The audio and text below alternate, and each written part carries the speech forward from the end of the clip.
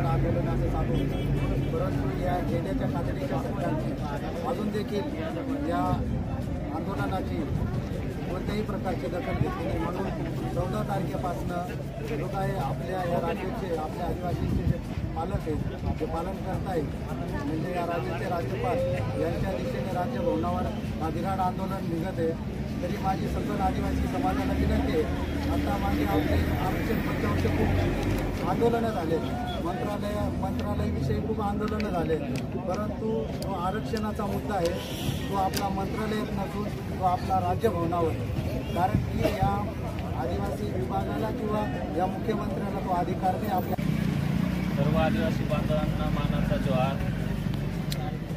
आदिवासी बंधूंनो, हे जे वतनदारी कर्मचारी मुंबईच्या दिशेने निघालेले तो प्रश्न फक्त त्यांचा नसून तो आपला सुद्धा आहे।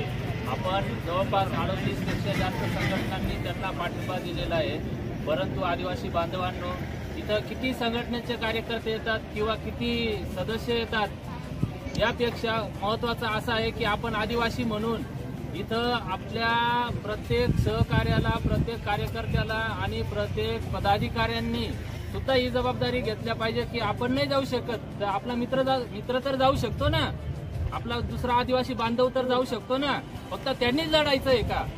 आज ते एकटे मुंबईच्या दिशेने निघालेले आहेत, आपले आदिवासींचे ठराव घेऊन निघालेले आहेत। तुम्हाला समजत नाही का त्या ठरावांमध्ये काय आहे? आदिवासींच्या मागण्या आहेत, कर्मचाऱ्यांच्या नाही नुसत्या, फक्त ते कर्मचाऱ्यांच्या मागण्या नाही घेऊन चालले। मित्रांनो, आदिवासी बंधूंना माझं तुम्हाला नम्रपणे आव्हान आहे की आपल्या जेवढ्या पण संघटना या महाराष्ट्रात आहेत त्या सगळ्यांनी स्वतःला प्रश्न विचारा। फक्त घरात बसून उठ आदिवासी जागा हो, संघर्षाचा जागा हो हे म्हणू नका, उलगुलान उलगुलान म्हणू नका। बिरसा करे उलगुलान उलगुलान, बिरसा मुंडा होऊन गेले, आता आपल्याला बिरसा मुंडा व्हायचं आहे, प्रत्येक आदिवाशाला व्हायचं आहे। उठा, जागे व्हा, घरात झोपू नका आणि रस्त्यावर या। आपल्या आदिवासीच्या अस्मितेचा प्रश्न